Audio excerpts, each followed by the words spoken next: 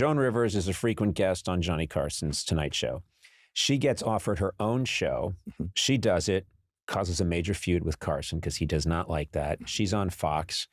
She does a show. It implodes. It doesn't work. It comes apart. But you had gone on that show. Yeah, as a stand-up. As a stand-up. You had been successful on that show.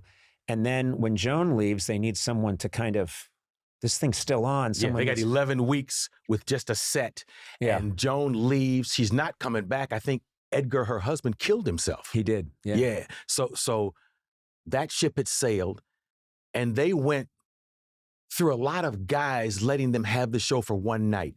From Wally Cox to Malcolm Jamal Warner to Suzanne Summers, because I remember Suzanne Summers did very good, and in the end, they were choosing between me and Suzanne Summers. So you come on, and then they more or less say, hey, Arsenio, you're really good at this. Why don't you just, this show is ending, but why don't you take over till it ends? Now, here's the thing you don't know.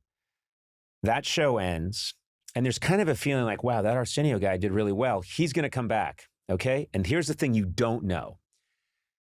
There's a replacement show after Joan's show. Wilton North. The Wilton North. I do know this now. Okay, so the Wilton North report gets announced. This guy is going to put on a show. There's no host for it yet, but they get some writers before they even have the hosts, which is kind of unheard of. And I get this call, and my writing partner and I go in, and we get offered jobs to write. We need work. We haven't worked in a bit. So we say, sure, we'll do it. We don't know what this is. Who are the hosts? They say, we don't know yet. We're going to find them.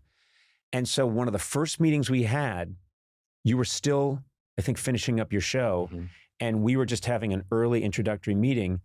I leave, and I heard there's, and I go, is there anything to eat around here? And they go, yeah, there's a snack room in there.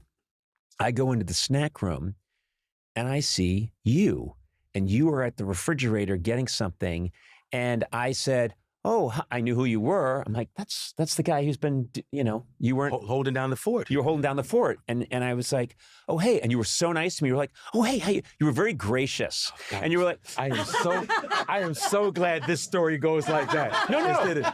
Excuse me, white meat. Well, you did call me white meat, but you were very nice about it. You were like, you are really white meat. And I'm like, well, white meat.